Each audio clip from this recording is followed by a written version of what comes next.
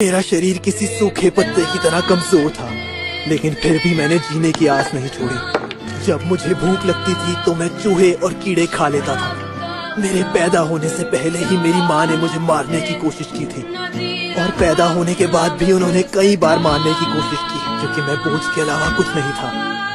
गंदी नाली का कीड़ा, नाकाम, निकम्मा, डरपोक, बोझ है तू। मेरी गंदी आवाज और शक्ल के लिए मेरा मजाक उड़ाया जाता था, और गंदे होने की वजह से मुझ पर पत्थर मारे जाते थे। जैसे दुनिया की सारी गालियां और अपमान सिर्फ मेरे लिए बने थे। मैं सिर्फ बदसूरत ही नहीं बल्कि गंदा भी था, सर से पैर तक मैल और जुओं में भरा हुआ।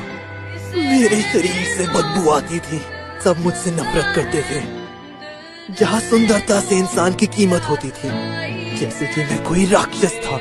मेरा शरीर किसी सूखे पत्ते की तरह कमजोर था, लेकिन फिर भी मैंने जीने की आस नहीं छोड़ी। जब मुझे भूख लगती थी तो मैं चूहे और कीड़े खा लेता था। मेरे पैदा होने से पहले ही मेरी माँ ने मुझे मारने की कोशिश की थी, और पैदा होने के बाद भी उन्होंने कई बार मारने की कोशिश की, क्योंकि मैं बोझ के अलावा कुछ नहीं था। गंदी नाली का कीड़ा, नाकाम, निकम्मा, डरपोक, बोझ है तू।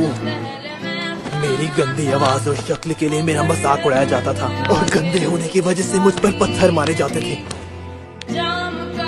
जैसे दुनिया की सारी गालियां और अपमान सिर्फ मेरे लिए बने थे। मैं सिर्फ बदसूरत ही नहीं बल्कि गंदा भी था, सर से पैर तक मैल और जुओं में भरा हुआ। मेरे शरीर से बदबू आती थी, सब मुझसे नफरत करते थे। जहाँ सुंदरता से इंसान की कीमत होती थी, जैसे कि मैं कोई राक्षस था।